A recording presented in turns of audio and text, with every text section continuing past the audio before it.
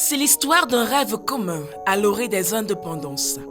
Il faut faire mentir les pronostics pessimistes sur le destin des anciennes colonies. Et parce que l'union fait la force, un 8 décembre 1964, le sommet de Brazzaville scelle les ambitions du Cameroun, du Congo, du Gabon, du Tchad et de la Centrafrique, dans un traité qui crée l'Union douanière et économique d'Afrique centrale.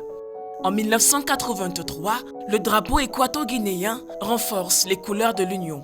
Mais au début des années 90, tonnerre sur le globe des six, l'or noir, principale source de ressources en Afrique centrale, est en chute libre. Les pays de l'UDEAC voient rouge, comme l'état de leur caisse et le volume de leurs dettes.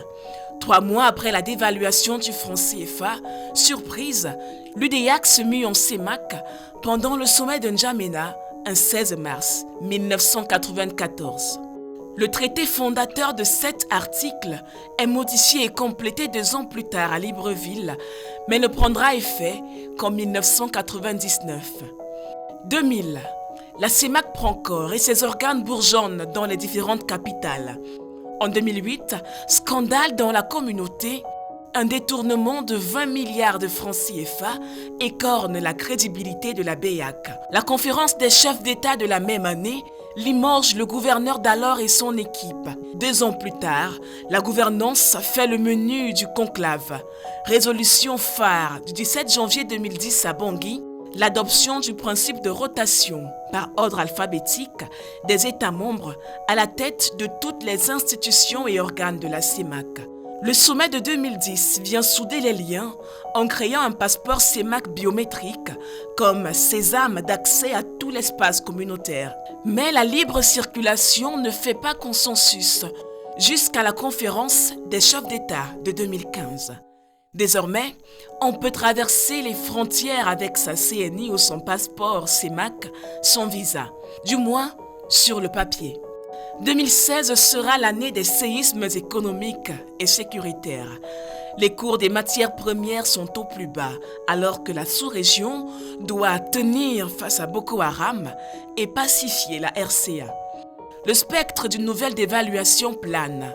Le Cameroun, mieux loti que ses frères, assume son leadership en réunissant ses voisins à Yaoundé. Le 23 décembre 2016 sera le sommet de la résilience.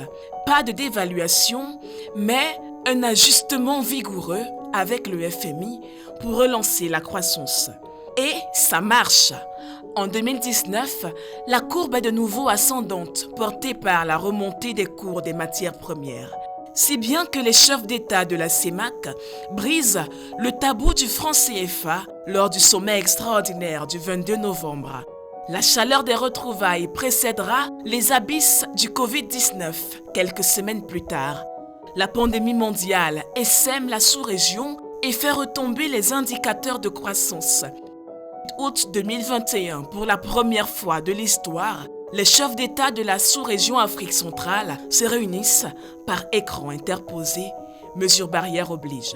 Il faut se serrer les coudes pour affronter les revers du Covid.